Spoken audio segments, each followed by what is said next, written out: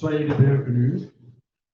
Je commence par dire que malheureusement, jusqu'à 48 heures avant, on était sûr d'avoir la présence du ministre de la Mer, mais il n'a pas pu faire le voyage. Et en fait, on aura le secrétaire d'État de la Mer, Monsieur José Costa, José Maria Costa, qui fera son intervention tout à l'heure.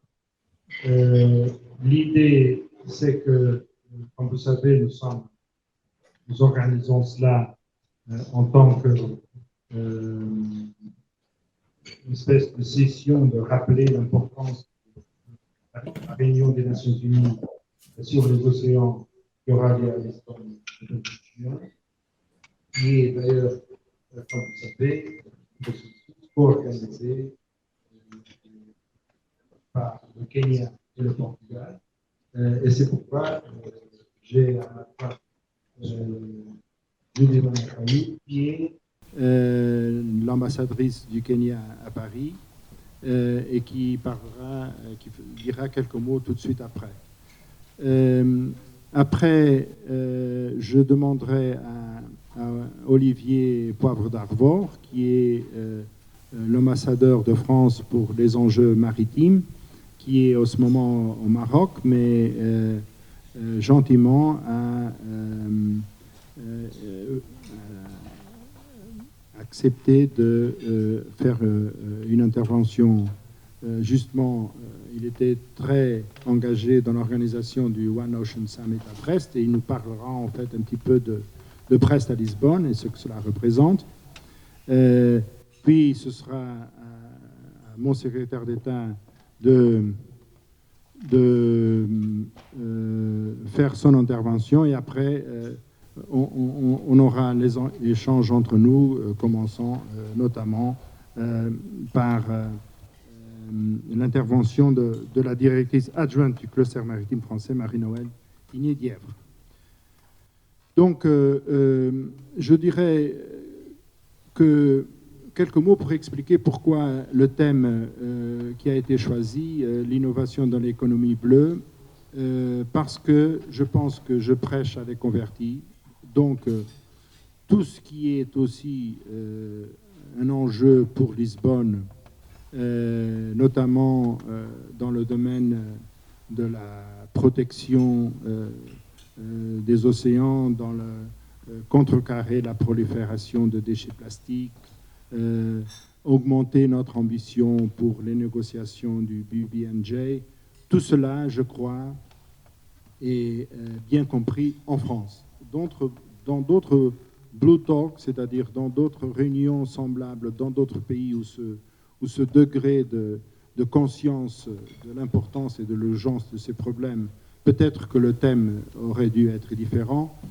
Ici, on a décidé de souligner l'aspect de l'économie bleue. D'ailleurs, évidemment, en pleine correspondance avec le besoin de durabilité de l'objectif 14, évidemment, et surtout parce que on est vraiment peut-être au début aussi d'un nouveau paradigme pour l'économie bleue. De la même façon qu'on parle aujourd'hui de New Space, qui est différent de la façon dont on parlait de ce secteur, je crois qu'on doit parler de nouvelle économie bleue. Et là, vous verrez, il y a beaucoup de choses qui se passent, notamment dans le domaine de la biotechnologie bleue. C'est un secteur où de plus en plus l'importance du financement privé est véritablement cruciale. Il y a des choses qui se forment en ce moment, notamment des fonds d'investissement qui font le pari sur, au fond, une espèce de start-up marine. Et ça, ce serait un des thèmes que j'aimerais qu'on pourrait en parler un petit peu.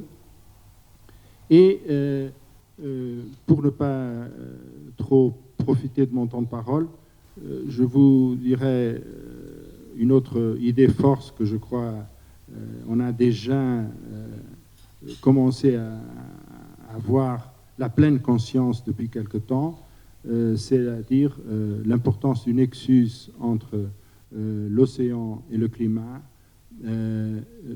cette idée que vraiment pour faire ce qui est nécessaire du point de vue de préserver notre milieu, il ne faut pas oublier l'océan. D'ailleurs, comme vous savez, s'il n'y avait pas l'océan, l'atmosphère, ce serait en ce moment invivable pour les humains. Et donc, ce mélange de bleu et de vert, c'est, disons, un des messages les plus importants. Si vous voulez, nous sommes tous conscients que la transition écologique, la transition verte, va changer complètement la façon dont nos économies seront pensées. Et il faut simplement penser tout ce qui est dans le Fit for 55 de l'Union européenne. Et pour faire, disons, un appel que la transition verte, la transition écologique, ne sera pas vraiment achevée si on ne inclut pas la dimension bleue. Et c'est pourquoi je dis qu'il faut vivre une transition bleu-turquoise, c'est-à-dire où il y a du bleu et du vert. Avec ce message, je donne tout de suite la parole à ma collègue du Kenya, qui va parler lentement en anglais, et s'il y a besoin de traduction, on le fera dans les tables. Good morning, everyone. Thank you very much, Your Excellency, Torres Pereira, for hosting us this morning. Distinguished guests, on behalf of the governments of Portugal and Kenya, as the hosts of the UN Oceans Conference next month, we are delighted to host you this morning. As you know, Kenya and Portugal have an extremely long history together as seafarers. As seafarers, Kenya and Portugal have been together for over 500 years. It is therefore extremely fitting that in 2016, the United Nations made the decision to unite our two nations. Concerning the blue economy, and blue economy I mean sustainable blue economy. And today, not only do we focus on SDG 14, but we also focus on the private sector and the innovations such as the private sector representatives like you, what you will do in terms of enhancing blue economy opportunities in marine transport, in marine biotechnology, in coastal tourism, expanding our fisheries. You are the innovators, and so you will guide us towards what new innovations are on the horizon. I can guarantee you, distinguished private sector representatives, that Portugal is ready, Lisbon is ready. I have looked at the facilities, and every time I visit, I am more than impressed. The meeting will be hosted and by our two heads of state. And I can guarantee you that the head of state of Portugal and the head of state of Kenya is committed to sustainable blue economy. We look forward to you showcasing your new innovations and to a successful UN Blue Economy Conference in Portugal. We thank you for your participation. Thank you.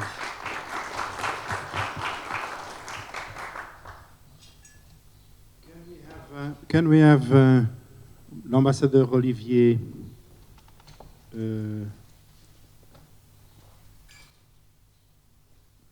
Poivre d'Arvor? Tu peux aller, Olivier. Merci en tout cas de cette initiative. Plus généralement, c'est l'initiative du Portugal que je voudrais saluer et saluer l'engagement de votre pays depuis certes des siècles, mais surtout aujourd'hui, à cette époque contemporaine où les enjeux maritimes sont évidemment d'une autre nature que ceux qu'Henri le Navigateur a pu connaître chez lui à Sagres. Et la présence même du secrétaire d'État à la mer est un signe. Vous êtes très peu nombreux dans le monde à porter dans un gouvernement, à afficher cette ambition maritime.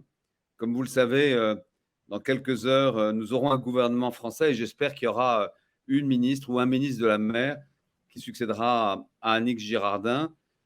Dans quelques jours sera à Paris le ministre indonésien de la mer. Vous êtes très peu nombreux autour de cette table maritime des 71% de la surface du globe à considérer que dans les politiques publiques, ce sujet maritime est essentiel. Pour être très direct, la conférence de Lisbonne est une conférence absolument essentielle. Essentielle d'abord parce que l'océan ne va pas bien. Secondo, parce que ce type de rendez-vous n'a pas eu lieu depuis longtemps. Elle a été reportée pour les raisons qu'on sait liées au Covid, mais tout simplement parce que l'océan n'a pas la place qu'il mérite dans les discussions internationales. L'océan est souvent une sorte de side event d'un ensemble plus large qui est celui évidemment extrêmement urgent du climat. Je pense au COP climat ou à la biodiversité. Je pense notamment à cette COP biodiversité en Chine, à Kunming, qui ne cesse d'être reportée. Mais aujourd'hui, pourquoi l'océan va mal? Parce que nous le connaissons mal, très peu.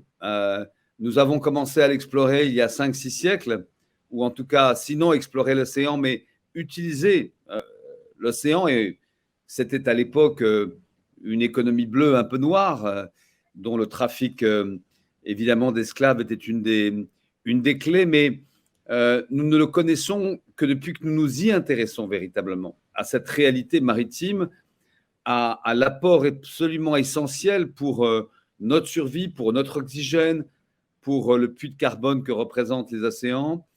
C'est une découverte d'il y a 20, 30, 40 ans maximum.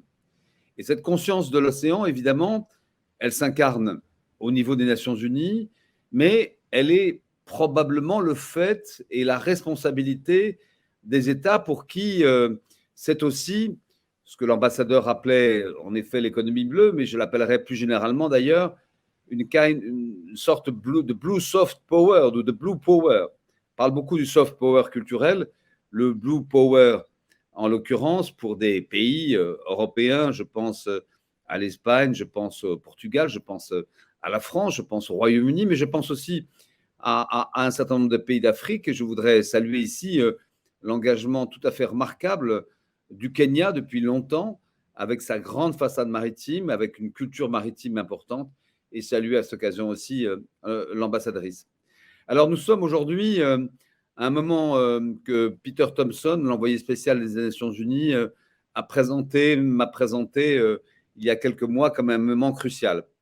C'est pourquoi le président Macron a choisi du 9 au 11 février, il y a quelques semaines à peine, d'organiser à Brest, dans ce fin fond du Finistère que notre ambassadeur portugais à Paris connaît bien, ce One Ocean Summit. L'idée était toute simple, c'est de permettre qu'à Lisbonne, qui est le moment important, le moment officiel, le moment autour duquel toutes les paroles des Nations Unies s'exprimeront, que ce moment soit le plus préparé possible. Et dans le fond, à Brest, dans cette séance de préparation de cette conférence UN de Lisbonne, nous avons pu, je crois, traiter les sujets qui seront ceux de l'ODD 14 qui seront à l'agenda de Lisbonne. D'abord, clairement, la protection de la biodiversité. Cette biodiversité, elle est menacée chaque jour, la faune, la flore, l'ensemble de la vie marine, évidemment, et plus généralement, l'engagement à travers une coalition dans laquelle le Portugal a été extrêmement actif par sa présence. Je remercie encore le président portugais d'avoir bien voulu conclure, passant le témoin en quelque sorte du président Macron à lui-même de Brest à Lisbonne, cette coalition pour la protection de la haute mer. La haute mer, c'est une discussion très importante qui a lieu depuis plusieurs années, dite BBNJ, Biodiversity Beyond National Jurisdictions, pardon. Et cette négociation, le dernier round était en mars, quelques jours après Brest, est en bonne voie. C'est une grande bonne nouvelle. Je pense qu'au mois d'août, dans quelques semaines à peine, quelques semaines après Lisbonne, pardon, nous aurons enfin un traité de la haute mer, c'est-à-dire un traité qui traitera des 60% que représente la haute mer, c'est considérable, dont la protection de la biodiversité. Et l'engagement de l'Europe, l'engagement de l'Union européenne et d'autres partenaires à ses côtés dans une coalition pour cette ambition pour la haute mer est évidemment déterminant. Plus généralement, les engagements qui sont ceux des pays qui ont choisi de classer sous le titre, la catégorie d'aires marines protégées ou de territoires protégés, 30% de leur territoire, qu'ils soient terrestres ou marins, est évidemment aussi un gage d'un véritable engagement. Nous l'avons fait à Brest avec le classement des terres australes et antarctiques françaises, une partie importante qui nous permet d'avoir atteint nos objectifs de 2030 dès 2023. Mais nous engageons aussi vraiment les pays à le faire, car même si les degrés de protection peuvent être discutés, dès lors quand même qu'un espace est classé comme une aire marine protégée, nous sommes déjà sur la bonne voie. Plus généralement, au-delà de la protection de la biodiversité, c'est la lutte contre les effets du changement climatique qui évidemment nous préoccupe tous. Nous les connaissons, nous savons, et je voudrais rendre hommage au travail qui a été fait par la plateforme Océan Climat, et notamment à travers le programme Sea Ties, que nos villes, nos grandes villes sont menacées. Il y a quelques semaines, à Jakarta, j'ai pu constater à quel point la mer avait pris sa revanche sur les hommes. Et cette pression de plus en plus forte, cette relation de plus en plus forte entre les hommes et la mer se manifeste évidemment par ce phénomène de littoralisation. Les hommes, les femmes, inexorablement se rapprochent de la côte et du littoral. En 2050, plus de la moitié de l'humanité vivra à 75 km d'une côte.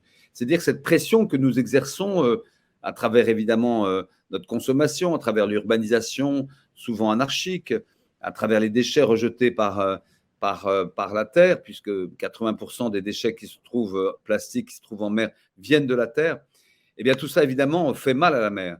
Mais en retour, comme par une sorte de caractère sacré, la mer elle-même se venge, et les effets du changement climatique expliquent largement les phénomènes d'érosion, les phénomènes d'élévation de la mer, puisque nous parlons aujourd'hui, avec les données que nous avons, avec la certitude que avec la fonte de l'indice groenlandais, mais aussi avec la dérive des glaciers de l'Antarctique, nous serons à 1 mètre d'élévation du niveau de la mer en 2100 supplémentaire, et peut-être plus, et je dirais même certainement plus, car la catastrophe climatique, notamment en Antarctique, n'est qu'à son début. Alors, vous voyez, ce rapport entre l'homme et la mer, il faut le construire. Il faut le construire, en effet, dans une perspective d'économie durable, et évidemment la lutte contre la pêche illicite, illégale et non réglementée, mais évidemment aussi la lutte contre la surpêche qui fait que de nombreux États, et personne n'est complètement innocent autour de cette table, je pense à la France notamment, des subventions qui permettent parfois de construire des navires, des bateaux, des bâtiments très importants, très larges, très grands, je pense notamment à la Chine, qui vont racler le fond des océans et qui vont créer ce phénomène de surpêche qui est évidemment un phénomène dramatique. La décarbonation du transport maritime était aussi à l'agenda de Brest avec la réunion de ces 4 grands leaders du transport par container qui étaient les CEO qui pour la première fois se retrouvaient ensemble publiquement. Je pense à Maersk, je pense à Hapag-Lloyd, à MSC, évidemment à CMA CGM. Donc cette économie bleue, elle n'est pas aujourd'hui durable. Il faut la penser durablement. Je pense que les acteurs en sont conscients, ceux du transport maritime, ceux de la pêche, ceux évidemment du monde du numérique à travers les câbles, et puis évidemment ceux qui sont en train d'émerger des énergies renouvelables, de toutes les énergies nouvelles, éoliennes, les houles, et les débats qui ont existé en France sur l'éolien en mer montrent bien que le chemin est encore à parcourir, le chemin est encore difficile. Mais néanmoins, nous sommes, je crois, sur une voie importante. Et puis, il y a un élément extrêmement important, et je dirais peut-être le plus important d'entre tous, c'est la connaissance de l'océan. Et ça me ramène évidemment à vous, Portugais, à cette passion qu'avait Henri le Navigateur pour les cartes, pour la découverte de ce monde. Mais ces cartes étaient des cartes de surface, des cartes qui permettaient de savoir comment aborder ce continent africain, comment passer un cap, comment rejoindre l'Asie. Il s'agit aujourd'hui d'autre chose, évidemment. Nous connaissons peu l'océan. Et les moyens qui sont mis à disposition des scientifiques pour connaître l'océan sont dérisoires. Je pense aussi aux moyens mis à disposition des scientifiques pour la recherche polaire sont dérisoires par rapport à ceux qui sont consacrés à l'espace. Alors c'est étrange, c'est formidable évidemment de savoir ce qui se passe beaucoup plus haut. C'est très important et c'est utile aussi pour l'océan. La relation entre le spatial et le maritime est, on le sait, évidemment très importante. Mais je crois que la nouvelle qui a été annoncée à Brest par Margrethe von der Leyen, la présidente de la Commission européenne, était une grande nouvelle. La création et le financement par l'Union européenne d'un jumeau digital de l'océan. Ce jumeau digital, à partir de l'ensemble des données qui ont été collectées depuis longtemps, depuis des décennies, je pense par exemple au travail que fait à Toulouse la société Mercator, va permettre, en additionnant ces datas, de pouvoir comprendre, connaître beaucoup mieux l'océan en surface, dans sa colonne d'eau, dans les fonds, les grands fonds évidemment, qui sont là aussi un sujet d'exploitation, avec des débats encore très nombreux sur cette question de la viabilité de cette exploitation sous-marine. Mais ce jumeau digital permettra évidemment à distance d'intervenir, de comprendre le degré d'oxygénation, d'acidification, la chaleur évidemment, et je pense de pouvoir réparer l'océan. Car nous en sommes là aujourd'hui. Évidemment, l'océan a peu d'électeurs, voire pas d'électeurs du tout, donc ce n'est pas toujours une priorité dans ce monde du populisme où le multilatéralisme est évidemment challengé fortement.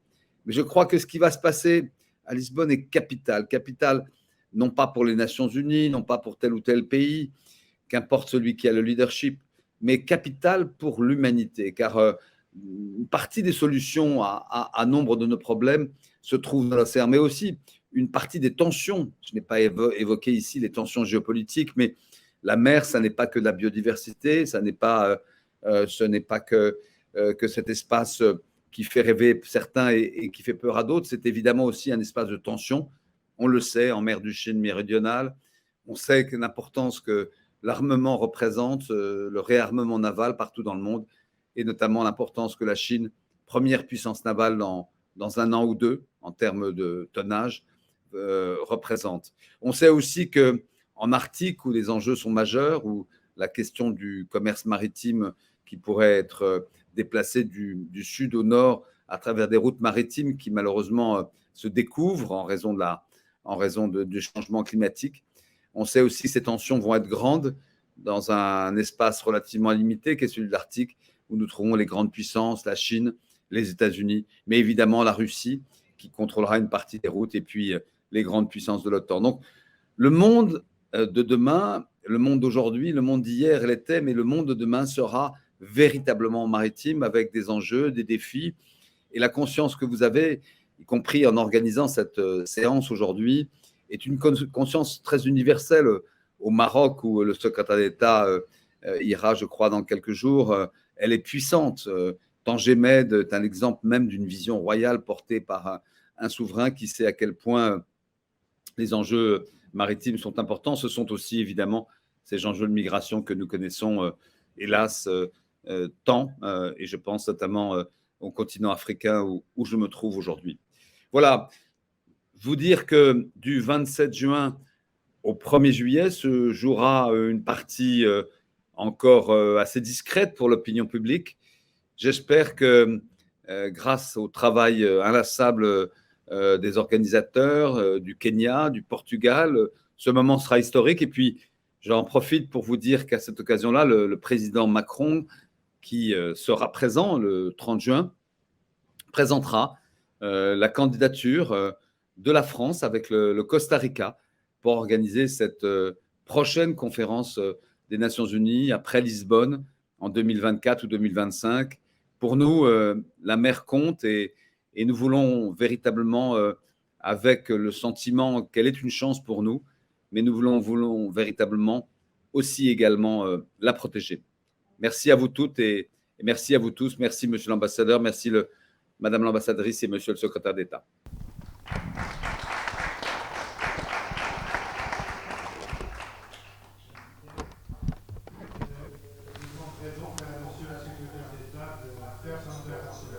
Bonjour, cher ambassadeur de Portugal, chère Madame l'ambassadrice du Kenya, cher ami l'ambassadeur Olivier Poivre d'Arvor, et mesdames et messieurs.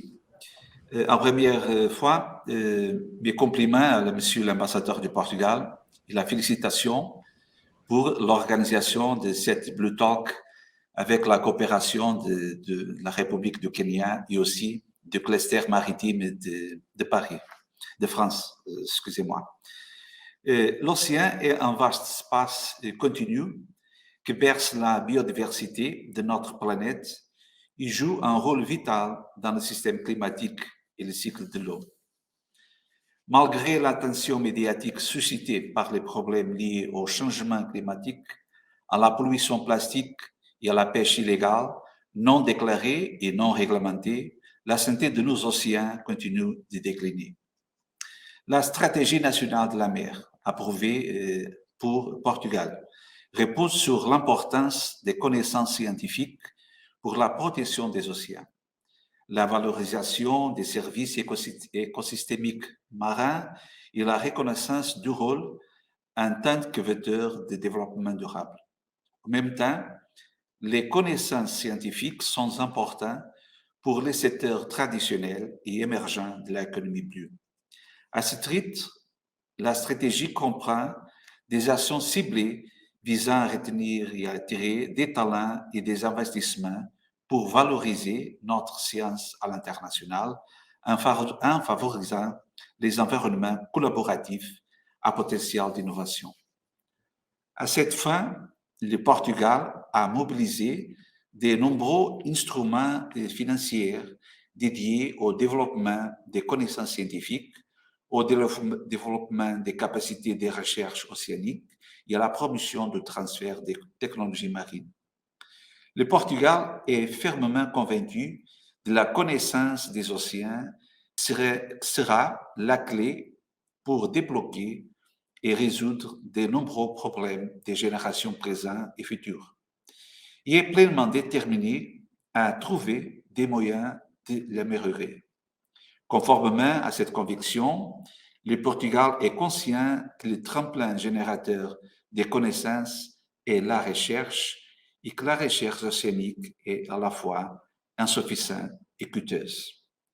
Dans cet esprit, notre pays continuera à soutenir les chercheurs, les investisseurs et les entrepreneurs océaniques de toutes les manières possibles, soit pour le biais des mécanismes de financement plus rapides et plus efficaces, soit pour une grande disponibilité d'opportunités pour présenter les connaissances et les technologies existantes qui peuvent simultanément protéger et valoriser économiquement l'océan.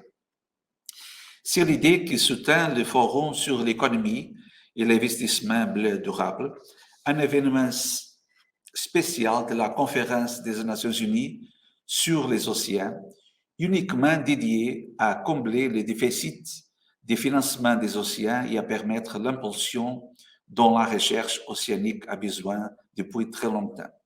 Je vous invite personnellement à la participation, en spécial à le cluster maritime, à cette conférence. Elle va être réalisée dans le palais de congrès de Estoril. Et c'est très important pour les connaissances des projets, pour les connaissances des moyens d'investissement et aussi pour les B2B, les networks très importants dans cette organisation. La deuxième conférence des Nations Unies sur les océans, qui se déroule à Lisbonne du 25 juin au 1er juillet, est l'étape idéale pour passer de la discussion à l'action. Comme Monsieur ambassadeur Poivre a dit, c'est important que toute la communauté mondiale va décider une déclaration pour l'action, pour la protection des océans. L'océan, c'est le territoire du futur.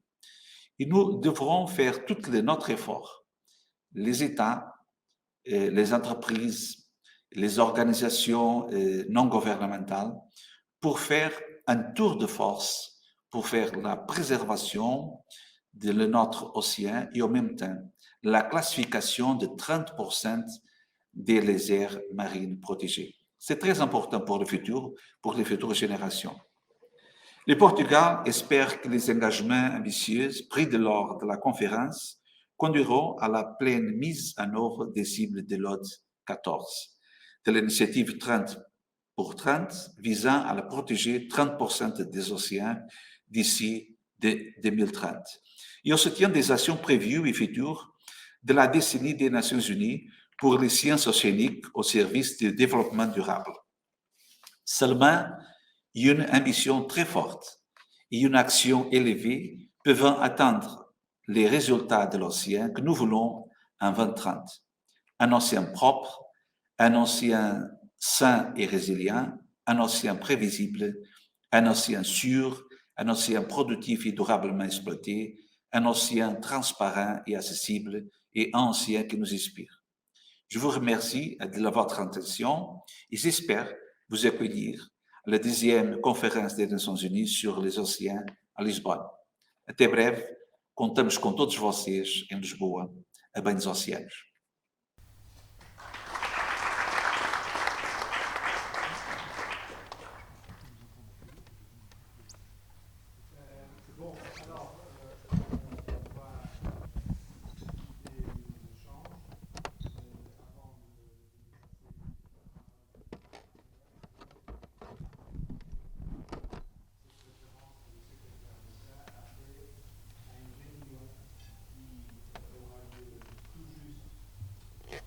Tout juste avant le début de la conférence. Donc, la conférence des océans, c'est une conférence organisée par les Nations Unies. Elle sera, comme à l'habitude, dans ce périmètre bleu. Et Estoril, la veille du début...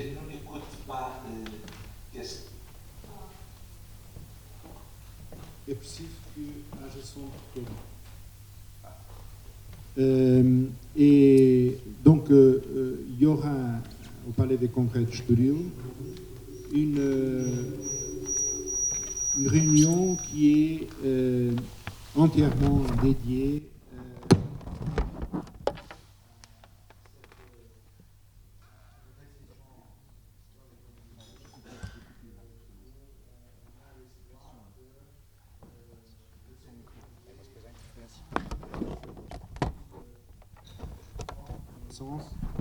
de tout ce qu'on essaie de faire justement dans ce rapport entre l'économie bleue et les besoins agiles d'investissement.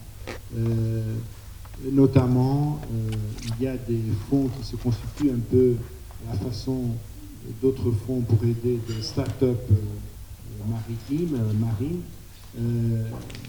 Et après, si vous voulez, je peux vous donner des exemples de choses qui sont au tout début et qui pourront être peut-être les futures licornes marines, si vous voulez. Donc, Marie-Noëlle, vous allez nous dire un peu sur le cluster maritime français et je sais que vous connaissez pas mal de gens dans la salle.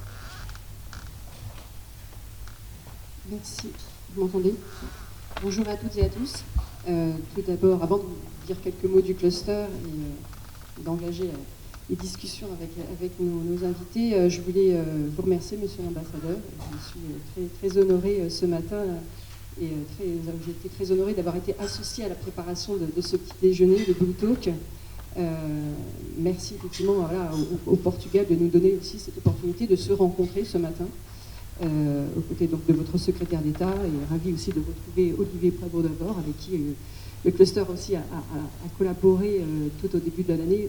À l'occasion notamment du One Ocean Summit, on était très engagés lors de cet événement.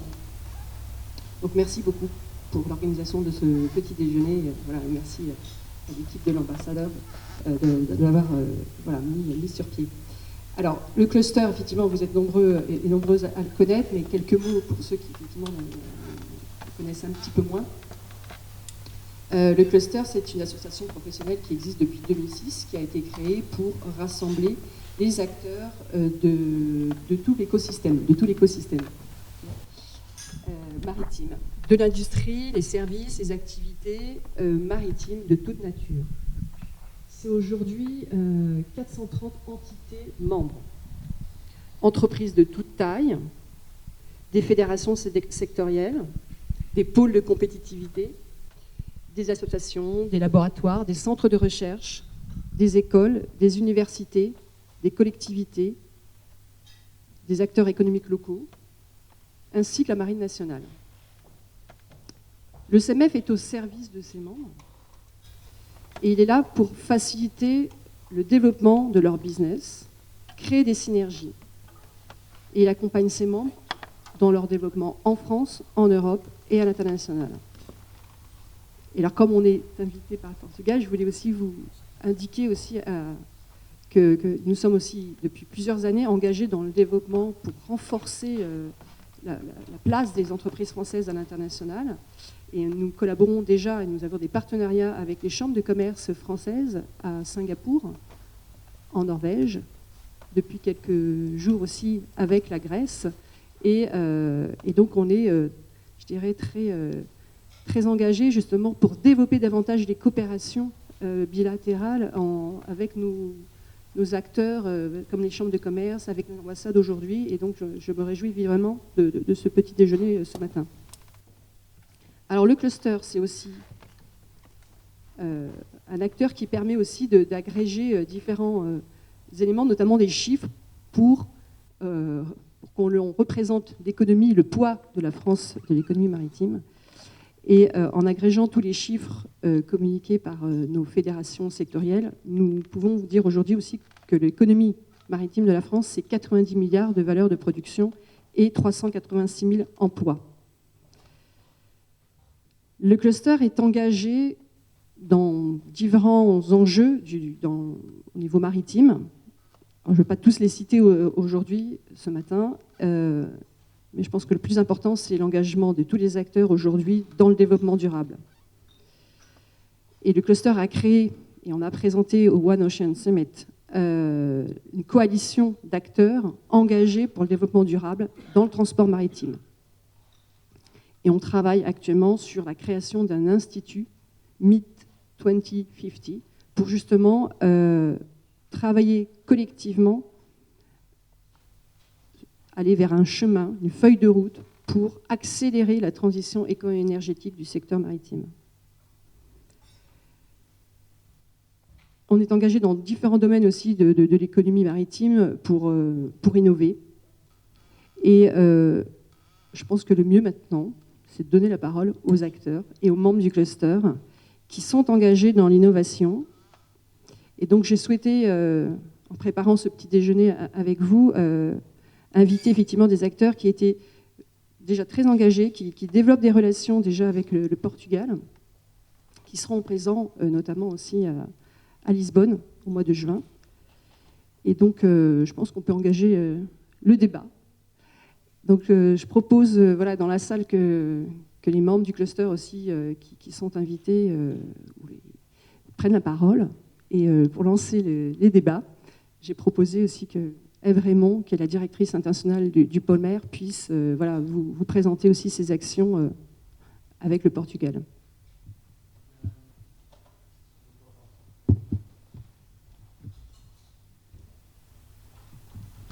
Bonjour et merci Monsieur l'Ambassadeur pour votre accueil. Donc je représente effectivement le Polmer Méditerranée, mais le Polmer aussi Bretagne Atlantique. Aujourd'hui, nous sommes sur 6 domaines d'action. Tout ce qui touche à la sécurité et sûreté maritime, l'environnement, les énergies marines renouvelables, l'aquaculture, la pêche, le naval, le nautisme.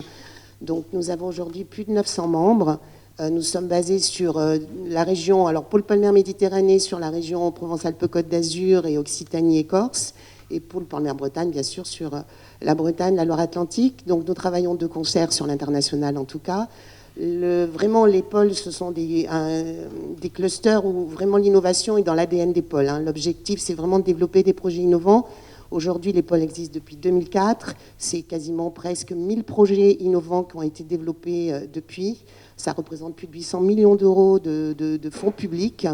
Donc, véritablement, beaucoup de projets innovants sur les thématiques que vous avez citées notamment. Et puis, bon, là, pour le coup, l'économie bleue, on connaît un petit peu. Donc, nous avons fait une mission en octobre à Lisbonne. Nous sommes en collaboration avec aussi le Forum Océano, avec qui nous travaillons. Nous sommes sur des projets européens aussi. Et puis, effectivement, alors sur la mission Lisbonne, en octobre, nous étions plutôt sur le portuaire, la construction navale, les marinas, etc. Nous serons présents à Lisbonne au mois de juin. En tout cas, il y aura une intervention des Polmer pendant cette conférence. Mais ce que je voulais vous dire, c'est qu'on avait vraiment l'impression que, comme le Portugal investit vraiment dans la filière maritime, qu'il y a vraiment maintenant des choses, qu'on était vraiment au bon moment pour collaborer avec le Portugal. En tout cas, on l'espère, que des projets de partenariat se développeront avec vous. C'est aujourd'hui quand même 950 membres, 2 tiers d'entreprises, 1 tiers de laboratoires de recherche et 2 centres de formation. Donc véritablement, trouver des partenaires au Portugal, trouver des potentialités pour développer des projets est véritablement notre volonté avec vous. Voilà.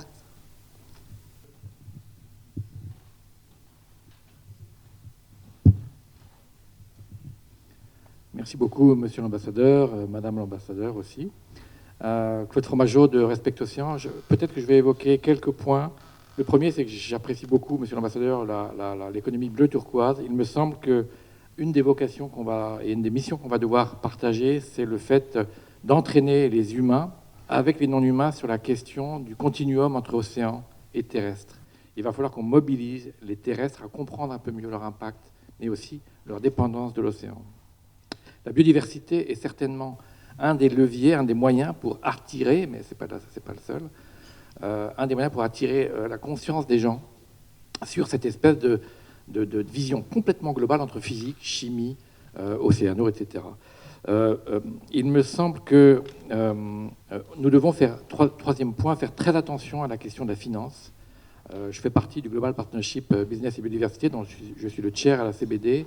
Et je pense que nous avons des mouvements en ce moment sur les plateformes régionales du monde très, très difficiles en termes d'appréhension et de vitesse de captation par la finance mondiale de ces dimensions-là. Il y a des acteurs, à ma gauche, il y en a un excellent, qui travaillent cette question-là de manière importante, mais il va falloir qu'on garde un sens politique, un sens des régulations, pour que le monde privé que je représente par ailleurs, je vais vous en parler, soit plus conscient de la manière dont il peut agir. Sinon, on risque des dérives très rapides et très importantes. Et enfin, je pense que, je représente Respect Océan qui vient de terminer le Pitch Challenge. On a essayé de propulser des jeunes pousses, des startups. Et oui, il va falloir propulser nos jeunes générations, quatrième dimension, qui sont aujourd'hui sensibles à ces questions-là et qui inventent des choses tout à fait étonnantes, aussi bien avec les algues des sargasses, aussi bien avec le vent, etc., que vous connaissez déjà assez bien. Donc voilà quelques dimensions que je voulais partager avec tout le monde ici. Merci, Monsieur l'Ambassadeur, et merci à vos collègues. Mon collègue l'ambassadeur de Norvège, avant de lui donner la parole, je vais vous dire une chose que peut-être vous surprend, c'est que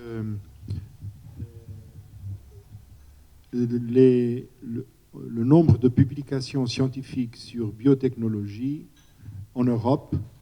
Le premier pays, c'est la Norvège, ça ne nous surprend pas.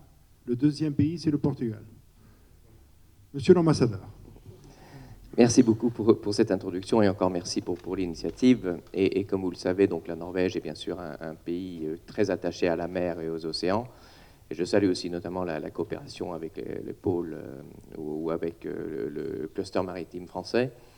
Deux points uniquement, c'est uniquement pour montrer un petit peu notre priorité du travail sur les océans. C'est que quand je suis arrivé ici, nous avons quelque chose qui s'appelle le Team Norway, qui est une coopération entre l'ambassade, entre l'organisation qui promouvoit l'exportation norvégienne et la chambre de commerce franco-norvégienne aussi.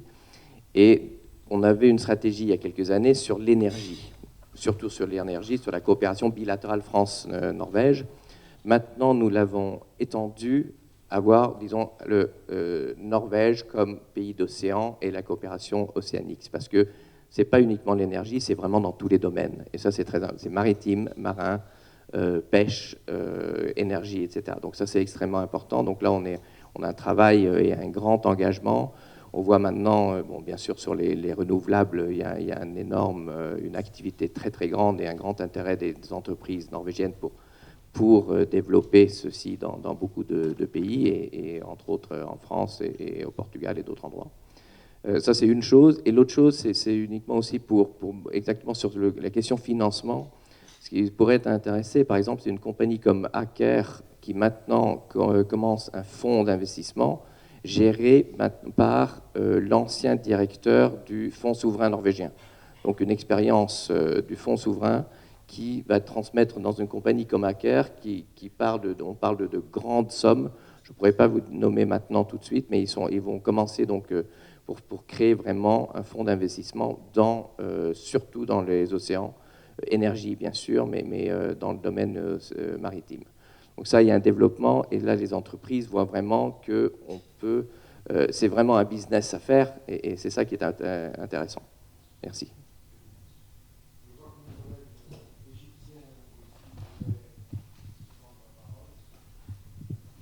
Merci beaucoup, monsieur l'ambassadeur. Bonjour à toutes et à tous. Oui, l'Égypte est aussi très attachée à la biodiversité marine. Nous n'avons pas un océan, mais on a 2 mers. Et on a aussi une conférence de COP27 sur le changement climatique au mois de novembre. C'est pour ça que nous étions très engagés depuis le sommet de Brest à s'engager activement dans tous les travaux relatifs aux océans.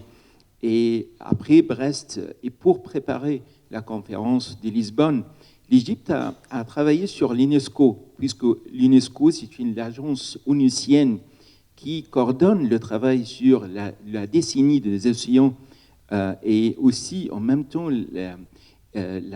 l'UNESCO est une gardienne de à peu près 50 sites maritimes sur la liste de patrimoine mondial, et à peu près 250 réserves maritimes à travers le monde. On a présenté une résolution qui a été coparrainée par presque 70 pays et a été adoptée par consensus durant le dernier conseil exécutif de l'UNESCO le mois dernier. Il y a un paragraphe très important qui est très relatif à la discussion de ce matin, c'est concernant l'engagement avec tous les acteurs, les multi-stakeholders, dans chaque pays. La résolution invite tous les pays à établir des comités nationaux pour travailler au niveau national avec les acteurs principaux, surtout le secteur privé et les ONG, et pour développer des initiatives en termes de protection des océans. Merci beaucoup.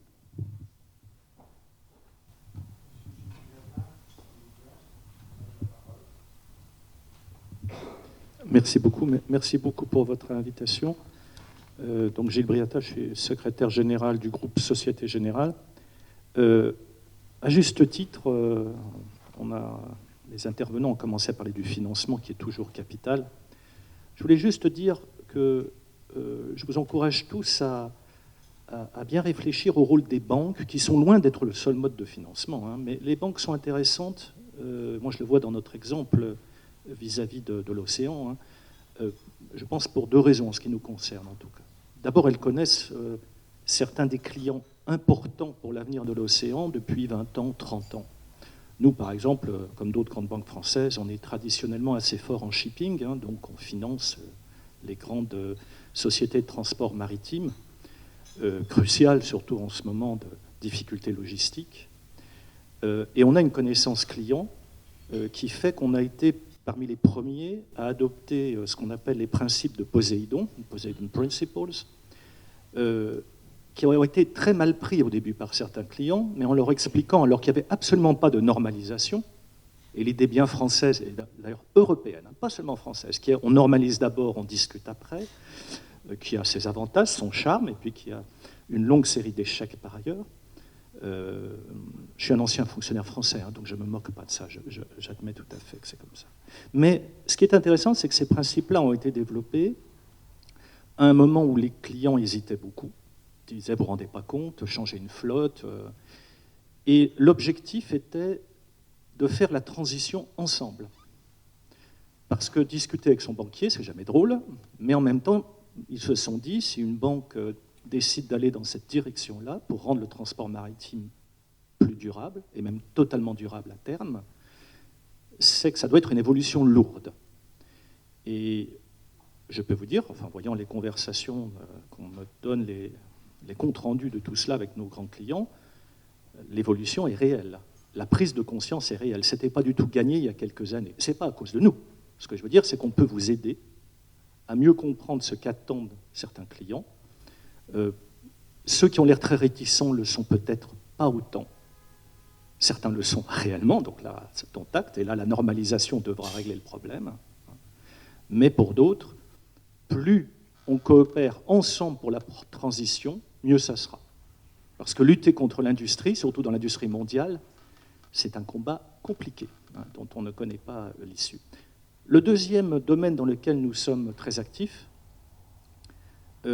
c'est l'ingénierie financière, c'est-à-dire comment peut-on offrir aux investisseurs, aux fonds, des produits qui réellement sont l'équivalent pour l'océan des green bonds et qui ne soient pas du blue washing.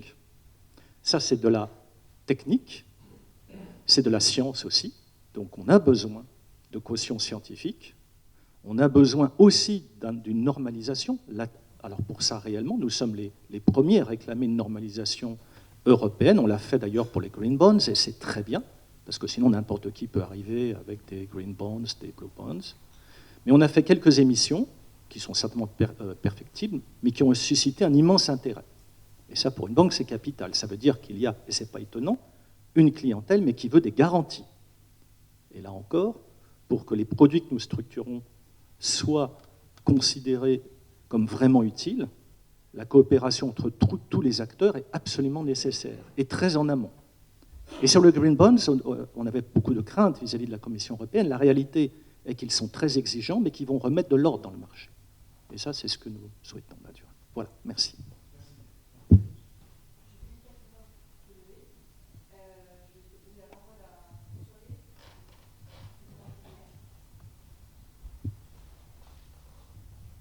Bonjour, merci Monsieur l'ambassadeur pour cette invitation, merci Madame l'ambassadrice du Kenya. Donc je suis François Houllier, je suis le président de l'IFREMER, c'est l'organisme de recherche qui est dédié aux sciences et technologies marines en France. On n'est pas les seuls à travailler sur la mer en termes de sciences, mais on est les seuls à être complètement dédiés. Juste témoigner du fait, comme ça a été dit, qu'il y a un gigantesque besoin de connaissances sur l'océan, donc on a une sorte de course à la connaissance, parce que ça reste un milieu très méconnu. J'ai travaillé sur le terrestre, dans le domaine agricole, forestier. Il y a un déficit que je peux mesurer de connaissances relatives entre la mer, le bleu, et puis le vert ou le marron, la terre. Mais je pense qu'aujourd'hui, il y a une autre course qui se joue, donc c'est peut-être de ça qu'il faut parler, c'est effectivement la manière dont cette connaissance peut être utilisée, transférée. Alors d'un côté, elle part beaucoup du côté des politiques publiques, mais aussi du côté des entreprises. Et donc nous, on a décidé, il y a quelques années, d'investir dans un certain nombre de sociétés avec lesquelles nous collaborions. Donc on a pris des participations dans des startups ou dans des PME, des petites et moyennes entreprises innovantes. Puis on s'est rendu compte qu'il était sans doute nécessaire de changer d'échelle. Et on a fait un peu ce que vous avez évoqué, Monsieur l'ambassadeur, c'est-à-dire qu'on on a réfléchi, puis on a décidé de contribuer à un fonds d'investissement qui est représenté aujourd'hui par Olivier Rebaud, de Sven Capital Partners. Donc on a décidé de participer à un fonds de ce type-là. Et ce qui nous a décidé pour ce fonds-là à un moment, ça a été de se dire, et ça rejoint ce que vient de dire le secrétaire général de la Société Générale, de trouver un fonds qui nous permette de respecter des valeurs qui nous paraissent importantes, parce qu'en même temps qu'on investit dans des entreprises, il faut se rappeler l'importance, la priorité à la protection, à la conservation, et donc on ne peut pas se permettre de faire n'importe quoi dans ce domaine. Donc oui, voilà, vous dire qu'on est obligé dans un établissement comme l'Ifremer, enfin pas obligé, on est tendu vers on essaye d'avancer sur deux pieds. D'un côté, à faire avancer la connaissance le plus possible, et puis en même temps, essayer de faire en sorte que cette connaissance soit transférée, partagée, et notamment en participant à la création d'entreprises via des prises de participation, des partenariats contractuels avec des entreprises, via l'accueil d'entrepreneurs dans nos laboratoires. Et vous dire aussi qu'évidemment, on sera présent à Lisbonne. Merci. Je vais passer la parole à la table. Au fond aussi, l'amiral Prazuc aussi, qui maintenant préside l'Institut des océans de la Sorbonne Université. Amiral, vous avez la parole. Après, je donnerai la parole à Arnaud du GICAN. Merci Marie-Noëlle, merci Monsieur l'ambassadeur, Madame l'ambassadrice. Donc je suis Christophe Prazuc, j'ai été marin pendant 40 ans.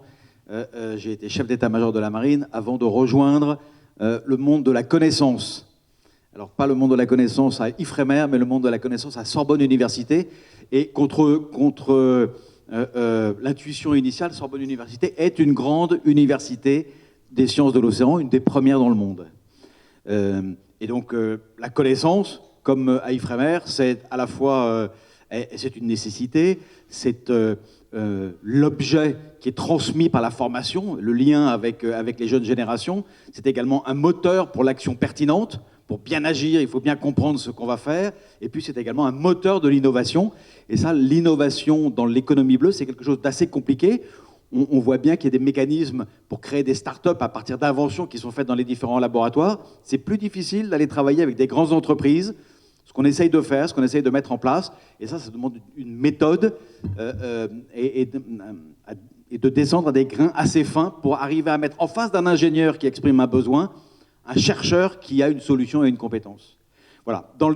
Pour le lien avec le Portugal, la saison croisée France-Portugal de 2022 nous a permis, avec le Muséum national d'histoire naturelle, de tisser des liens avec notre équivalent portugais qui s'appelle MARE, l'Institut MARE, qui coordonne l'activité de tous les départements des sciences de l'océan des universités portugaises. On a fait créer un événement au mois de février 2022. On va en créer un autre à Lisbonne en septembre 2022.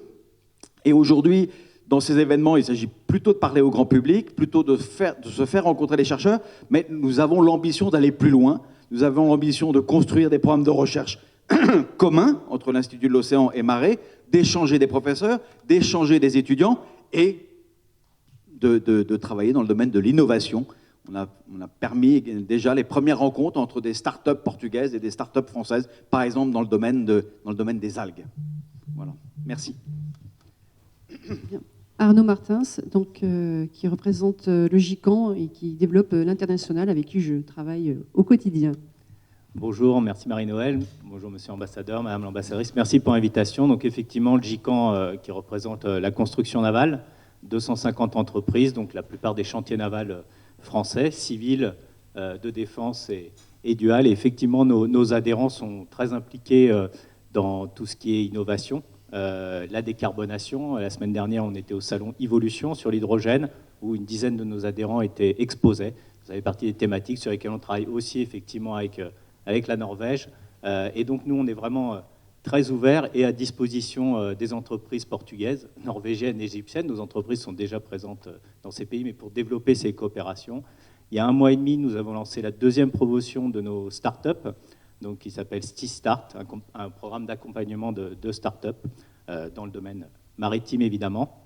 Et puis nous organisons 2 salons, donc un salon qui va tomber en même temps que la conférence de Lisbonne, Euromaritime à Marseille, qui réunira des entreprises du secteur civil maritime, auquel vous êtes les bienvenus pour ceux qui ne seront pas à Lisbonne, et puis un deuxième salon Euronaval, un salon de défense en octobre, sur lequel il y aura un pavillon portugais et où il y aura des entreprises évidemment du monde entier et sur lesquelles vous êtes évidemment le bienvenu. Et donc voilà, donc nous, on reste à votre disposition pour favoriser les échanges entre les entreprises portugaises du Kenya, Norvège et Égypte et nos entreprises, notamment sur le thème de l'innovation maritime. Merci beaucoup.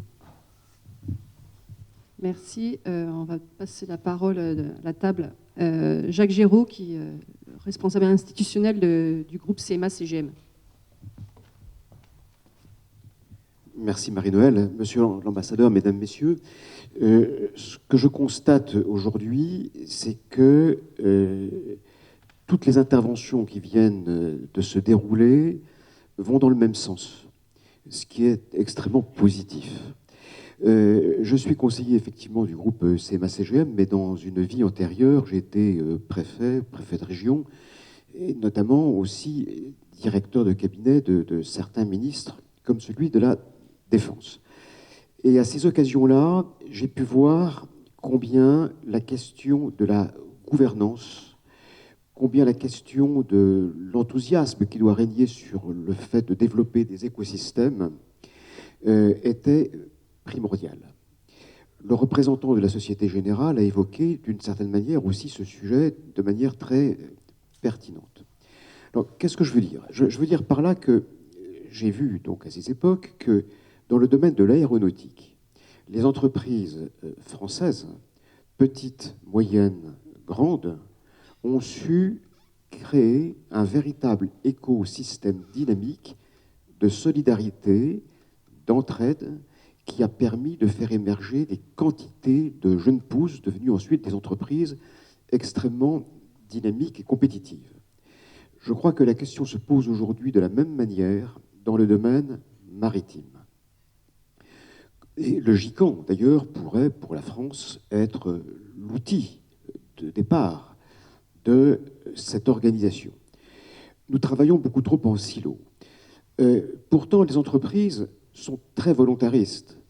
Rodolphe et Tania Saadé croient de toute leur force, avec un très grand enthousiasme, à la promotion de l'écologie. Et Dieu sait que leurs initiatives sont multiples dans ces domaines. Alors, il y en a qui sont assez faciles à développer. Je prends l'énergie. Nous travaillons avec Total, avec Engie, avec d'autres grands groupes, à faire émerger des énergies de demain, après le GNL. Le e-méthane, l'hydrogène, encore tout récemment, hein, nous avons monté un partenariat à Marseille. En revanche, Rodolphe et Tania Saadé souhaiteraient promouvoir des actions dans le domaine de la biodiversité, par exemple, mais on ne sait pas bien à quel sein se vouer. Quelle est la petite entreprise qui va émerger, qui va être sérieuse? Donc on évoquait, le directeur de l'IFREMER l'évoquait, nous avons besoin de passer des pôles de compétitivité associant des chercheurs, associant des banques, associant des entreprises, afin de savoir où nous allons réellement. Par exemple, je donne un exemple, on l'évoquait tout à l'heure, sur le corail. Mais on évoquait les sargasses. Il y a des multitudes de sujets, et donc la question effectivement du fait de trouver des fonds est très importante, mais il manque le maillon de l'interaction entre ces jeunes pousses, ces chercheurs et le monde des entreprises. Merci. Alors, je vais changer de table, parce que je vais essayer de respecter à peu près l'ordre des mains qui se sont levées. Et je reviendrai à la table également, évidemment. Patricia Ricard. Patricia donc, est vice-présidente de la plateforme Océan Climat, dans laquelle d'ailleurs le cluster, et j'ai l'honneur de le représenter, membre de la plateforme Océan Climat, qui est avec son président aussi, Romain Troublé, ici. Patricia est également aussi la présidente de l'Institut Paul Ricard. Donc, Patricia, tu as la parole. Merci beaucoup, Marie-Noël, monsieur l'ambassadeur, madame l'ambassadeur. Peut-être pour répondre un peu sur tout ce qui vient d'être dit et surtout pour rebondir sur ce très joli mot d'innovation, parce que je crois que c'est ce qui nous relie un petit peu aujourd'hui. Nous avons, grâce à la plateforme Océan et Climat, créé le comité France-Océan, qui est aujourd'hui le pendant du comité France-Maritime. Et on voit à quel point le dialogue du monde de l'économie et du monde de la science, de l'écologie, de la biologie est tout à fait intéressant. Notre enjeu aujourd'hui, et je crois que nous le partageons tous, est d'adresser à la fois la protection de l'océan, du climat et de la biodiversité pour garder cet équilibre de la biosphère, puisque ces trois éléments fondamentaux sont essentiels à ces équilibres. Moi, je voudrais juste envoyer un petit message qui vous répondra, M. Giraud, et je vous salue, bonjour. La biodiversité peut être aussi vue comme une source d'inspiration, pas uniquement une contrainte de protection. Je voudrais juste dire le mot de biomimétisme, et je vous invite, et je serai ravie de vous accompagner plus tard dans cette réflexion et cette mise en réseau. Je voudrais également parler de mécénat, ce rapport public-privé. Nous sommes très peu aujourd'hui à représenter des entités financées par le privé. Je salue Tara, bien sûr, mais je crois qu'en France, nous sommes moins de 5 instituts en faveur des sciences de l'océan financés par le secteur privé, par des entreprises. Et là, je crois qu'il y a il y a vraiment un potentiel extraordinaire pour à la fois financer la science, mais également faire ce transfert de compétences qui est très, très important. Et je voudrais également peut-être attirer votre attention sur un secteur dont on parle peut-être un petit peu moins, parce qu'il est peut-être un peu plus chaotique et un peu plus compliqué à adresser, qui est celui de la pêche.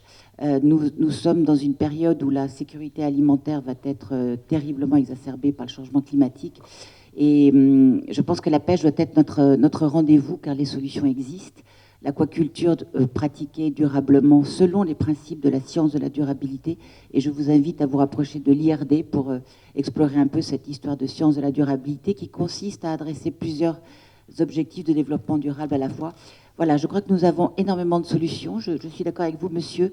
Le dialogue n'est peut-être pas assez fluide et peut-être pas assez organisé, mais je pense que nous avons tous des enjeux communs et que nos compétences sont tout à fait alignées. Donc voilà, bravo pour cette initiative de Bull Talk. J'espère que nous reprendrons ce dialogue et la plateforme Océan Climat, bien sûr, sera toujours à votre disposition pour faire ce lien entre le monde de l'économie bleue et cette protection de l'océan et du climat et de la biodiversité. Merci beaucoup. Merci. Alors, je vais donner la parole à Sabine Roux-Bézieux, la présidente de la Fondation de la Mer. Monsieur aussi, au fond. Voilà. Et puis après, voilà, Olivier Rébon. Le point que j'aimerais qu'on puisse terminer à 10 heures. J'aime être honnête dans mon plan initial. Et peu avant 10 heures, j'aimerais que le secrétaire d'État puisse faire ce mot conclusif. Donc, je vous demanderai seulement d'être le plus rapide possible et j'aimerais que tout le monde intervienne, évidemment. Sabine. Bon, je vais faire au mieux. Monsieur l'ambassadeur, Madame l'ambassadrice, Messieurs les ambassadeurs.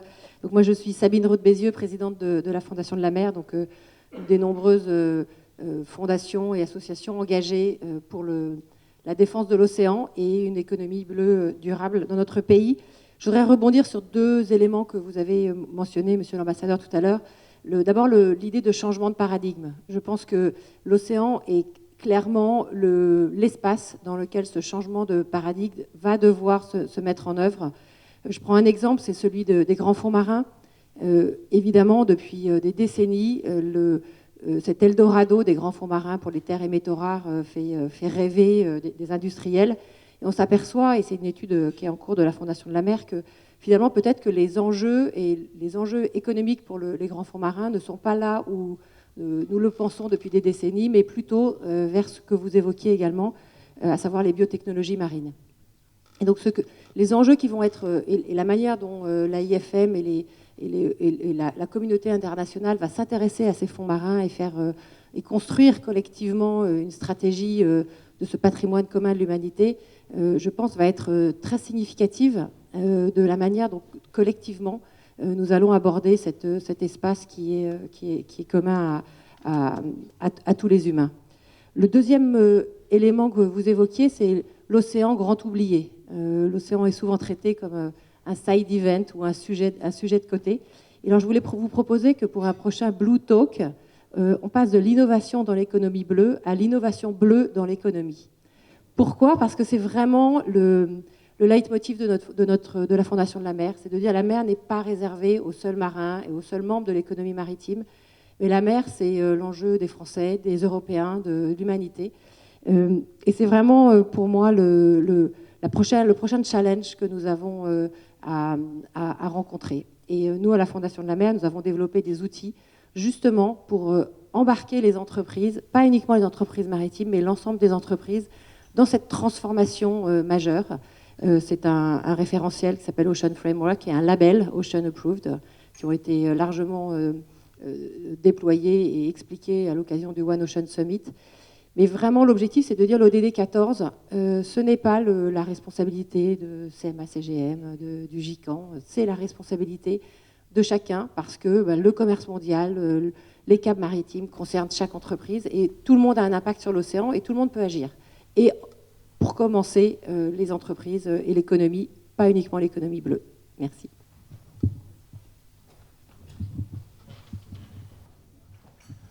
Oui, merci, Monsieur l'ambassadeur, Madame l'ambassadrice.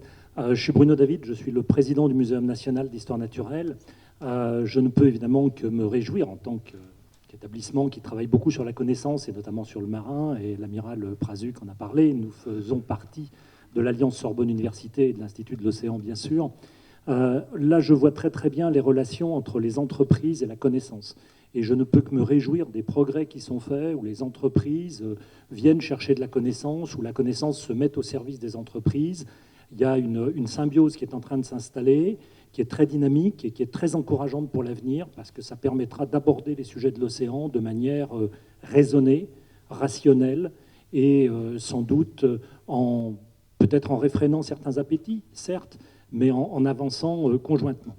Mais je pense qu'on ne peut pas faire ça seulement. On ne peut pas se contenter de cette étape de lien entre la connaissance et finalement la nécessité de développement au sens général. Il faut embarquer des citoyens. Il faut aussi embarquer les populations dans cette aventure.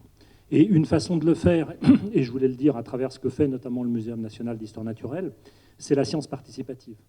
C'est comment est-ce que finalement on peut embarquer des collectifs de citoyens dans une démarche qui les sensibilise à l'océan. Et cette science participative, citizen science en anglais, c'est un outil extrêmement puissant parce que ça permet de mobiliser, ça permet de faire comprendre, ça permet d'embarquer à la recherche de responsabilité, de sensibilité. Nous avons déjà développé des programmes de sciences participatives sur l'océan, notamment sur le littoral. On a un programme qui s'appelle Biolith. Et je pense que ça serait dommage que ça soit mis de côté. C'est-à-dire que j'encourage vivement que dans la réunion qui va se tenir à Lisbonne, la présence des citoyens, la prise en compte des citoyens à travers ce genre d'outils soit vraiment également considérée. Parce que ça permettra d'embarquer les populations et qu'elles ne soient pas simplement, pas laissées de côté, parce que ce n'est pas le sujet, mais qu'elles soient à côté d'une dynamique qui est une dynamique très encourageante par ailleurs. Merci. Si je peux tout de suite réagir, il y aura aussi à Lisbonne un forum jeunesse qui est surtout organisé par la Fondation Océan Bleu, Océan Azul, que je crois répond beaucoup justement à ce que vous venez de dire. Je rebondis aussi pour parler aussi d'une autre action du cluster, Monsieur l'ambassadeur, parce que les jeunes et les jeunes filles, pour nous, sont aussi effectivement importants. Depuis plusieurs années, on organise un événement qui s'appelle les Ailes de l'Océan, avec un partenaire qui s'appelle Elle Bouge. Et on fait découvrir à des centaines de jeunes filles, du 8 au 10 juin, partout en France, les métiers de la mer, et donc à travers aussi des visites de sites et des témoignages de femmes engagées dans les métiers du maritime. Voilà, donc je pense qu'effectivement, ça devrait se développer partout dans les pays européens et ici présents. Voilà, et je vais donner donc la parole aussi à Olivier Rebaud de Sven Capital Partners, membre du cluster aussi. Merci beaucoup et merci d'avoir organisé cet événement. On a déjà beaucoup parlé de l'importance de la protection de l'océan, de l'importance de l'innovation pour protéger cet océan et du financement. Donc c'est pour ça, nous, fonds de capital risque a cette vocation de pouvoir soutenir ces start-up innovantes qui œuvrent pour la santé de l'océan. Et on a aussi beaucoup parlé de coopération, ce qui est vraiment important, donc coopération avec le monde scientifique, d'où le sens du partenariat qu'on fait avec l'IFREMER, dont François Ollier a déjà parlé. La coopération avec le monde du corporate, ce qui est aussi quelque chose que nous recherchons. Nous sommes vraiment à la recherche de pouvoir nouer ces liens vraiment forts avec le monde du corporate, à la fois pour bien comprendre les besoins et pour mettre en relation les startups avec lesquelles on travaille. Et il y a un autre élément de coopération qui est très important et qui est le sens du sommet à Lisbonne, c'est la coopération internationale autour de ces sujets. Et au niveau du monde de l'innovation pour la santé de l'océan, on a créé une coalition qui s'appelle 1000 Ocean Startups, qui réunit donc notamment des acteurs portugais comme Faber Blue, comme Indico, des acteurs norvégiens comme Catapulte Océan, avec qui on travaille beaucoup. Et on a travaillé ensemble pour mettre en place un certain nombre d'indicateurs de la bonne santé de l'océan sur lesquels on doit travailler. Et c'est ce qu'on va annoncer lors de la conférence à Lisbonne. Donc on a un événement le mercredi pour annoncer tout ce framework. Donc voilà, je vous invite à venir et y participer. Je vous remercie. Merci. Et on va laisser... Alors, Corinne, je te donnerai la parole, mais alors Élise Despenou, directrice internationale de Sea Cleaners, qui va dire aussi un mot, et après Corinne Copin, et ça sera terminé si on veut respecter le temps. Et oui, le monsieur devant. Merci. Merci Marina. Je suis juste responsable de la communication internationale. Merci Marina. Monsieur l'ambassadeur, madame l'ambassadrice, merci beaucoup. Je crois que au cours de ces discussions, on a parlé de ces Blue Talks, de l'innovation et d'un point de vue macroéconomique, mais il ne faut pas oublier le niveau microéconomique. Et nous, on construit des petits bateaux de dépollution, puis un grand bateau de dépollution qui s'appelle le Manta, qui sera mis à l'eau en 2025, pour collecter les déchets plastiques à la source avant qu'ils n'atteignent la haute mer, qu'ils se décomposent en microplastiques et qu'ils n'atteignent la chaîne alimentaire. La semaine dernière, on était en mission en Indonésie. C'est le gouvernement indonésien qui nous a demandé d'organiser une première mission de dépollution à Bali. Donc on est allé à Bali, on a un petit bateau qui va arriver dans quelques temps. Et pourquoi il faut voir ça aussi d'un point de vue microéconomique? C'est parce que nos actions vont permettre à des pêcheurs de maintenir leur activité locale, à des sites de mangroves de continuer à pouvoir faire visiter les mangroves. J'ai visité des mangroves la semaine dernière à Bali qui sont dans un état, mais vous n'imaginez pas. En fait, c'est au-delà de ce qu'on peut imaginer vraiment ici, si on n'a pas été confronté à cette pollution plastique. On a même fait un clean-up sous-marin. On a plongé dans des déchets pour faire un clean-up sous-marin. Et vraiment, le ministère des Affaires maritimes, de l'Environnement est à nos côtés là-bas. Enfin, on est en train d'avoir un vrai réseau là-bas pour contribuer à maintenir des économies locales. Et cet aspect microéconomique doit vraiment être aussi pris en compte. On ne doit pas voir que ça d'un point de vue global. Voilà. Merci beaucoup. Merci Élise. Monsieur. Merci beaucoup, monsieur l'ambassadeur, madame l'ambassadrice, madame la directrice adjointe du cluster. Alors, on n'est pas beaucoup d'entreprises. Je vous remercie de me donner la parole. Je vais essayer d'être bref. Donc, moi, je suis Karol Schlopp. Je travaille chez XBlue. Alors, XBlue, pour la petite anecdote, historiquement, ça s'appelait XI. Donc, c'est I pour excellence et innovation et Blue pour la mer. Donc, nous développons depuis plus de 40 ans maintenant des solutions innovatrices pour le domaine de la mer et notamment en essayant d'avoir un impact le plus faible possible sur l'environnement. Nous travaillons bien évidemment avec IFREMER, avec l'IHP aussi.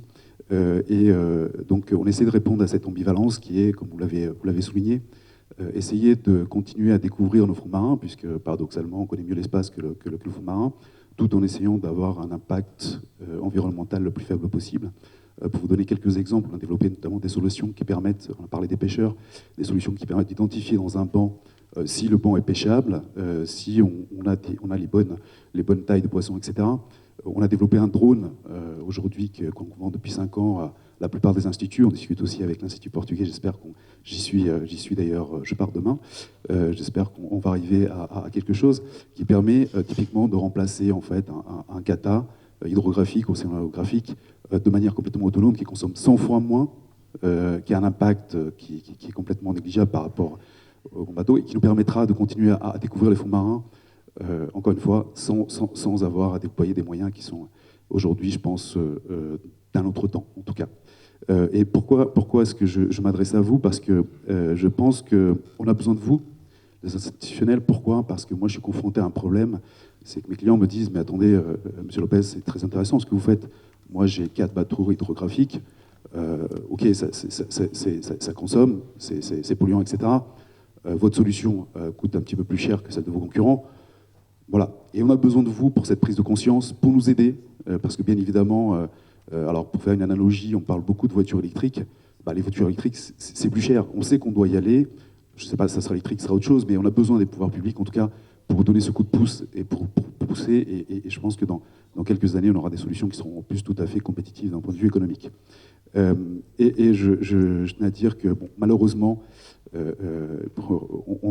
l'être humain a une peur bleue du changement et on a besoin effectivement de temps en temps, excusez-moi pour l'expression, de se donner un petit coup de pied au derrière pour y aller.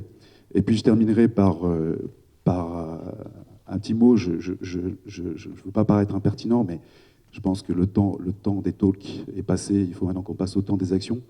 Nous, en tout cas, on est dans l'action en tant qu'entreprise, en tant qu'industriel.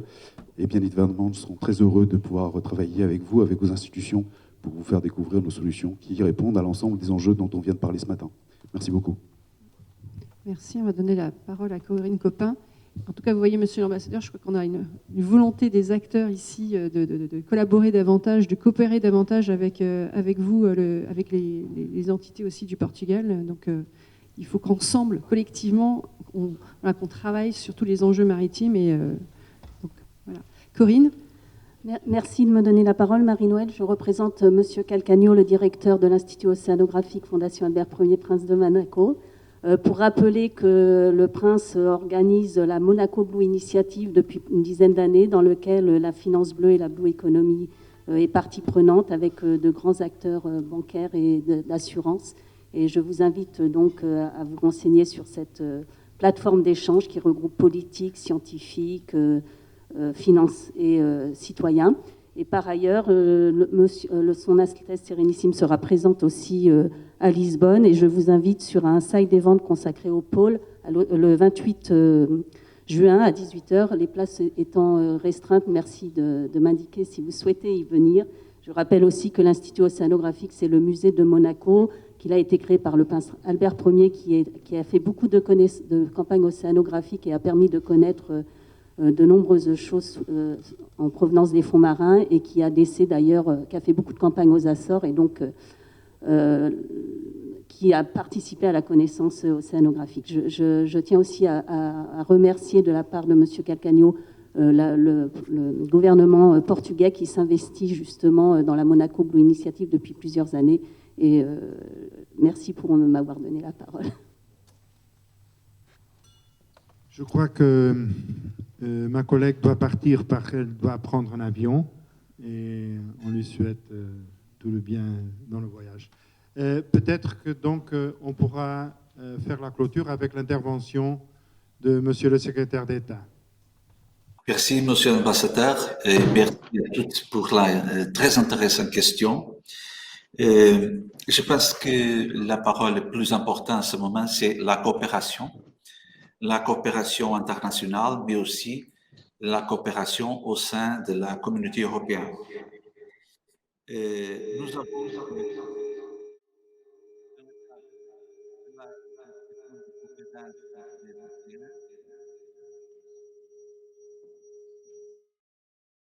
une conférence au 25 de juin à Matosinhos, le nord du Portugal, une conférence pour le gouvernement local.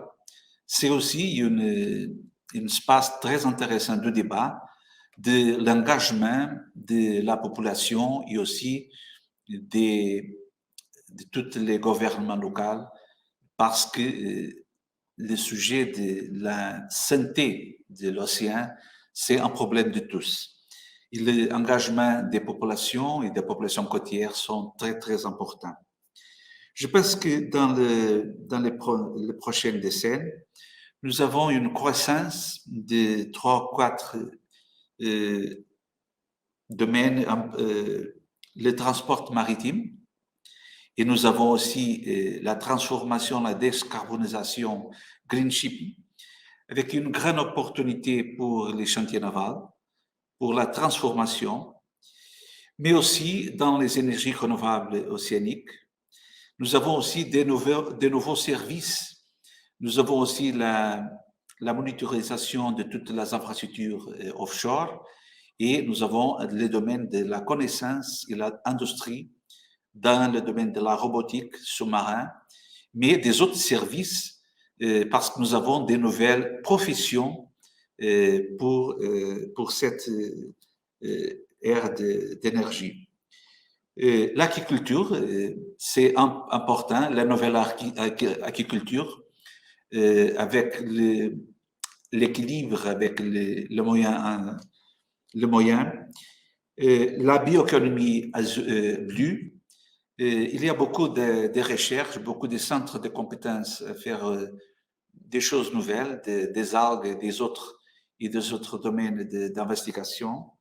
Mais aussi, n'oubliez pas le tourisme salutable, le tourisme durable. C'est important pour la côte, pour toutes les zones côtières, étudier de nouvelles formes de tourisme plus sustainable. Et la gouvernance, c'est très important. Mais je vais faire une proposition, c'est la littératie de la mer. C'est très important faire la transposition pour la nouvelle génération de l'importance de l'océan, de l'importance de notre cohabitation entre la Terre et l'océan pour la nouvelle génération. Et nous devrons faire ces travaux, transporter notre patrimoine culturel maritime, mais aussi pour faire une identification des grands problèmes, des grands défis et aussi les grandes opportunités pour les océans. Merci beaucoup, c'est un grand plaisir d'être dans cette réunion. Merci, Monsieur l'ambassadeur, merci, Madame l'ambassadrice de Kenya, et aussi mon ami l'ambassadeur Olivier Poivre d'Arvor. C'est un grand plaisir et j'espère que la conférence des océans à Lisbonne peut être un premier étage d'une grande coopération internationale et aussi la grande coopération entre la France et Portugal. Merci beaucoup.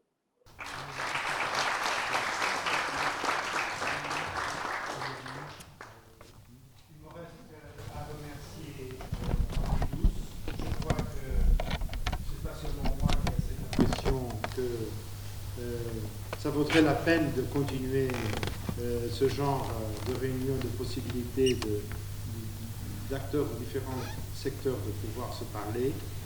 J'ai un petit goodie pour vous. Vous trouverez à chacun de vous, il y a un exemplaire de notre stratégie nationale de la mer. Malheureusement, c'est en anglais et en portugais, mais, et je crois la France a un petit peu de retard en ce qui concerne le management géospatial de la mer. Nous sommes un peu plus avant et je crois que la lecture de ce livre n'est pas tout à fait inutile. Et encore une fois, merci bien de vos interventions et après j'aurai l'occasion de vous remercier d'une façon plus formelle de votre participation. Merci bien.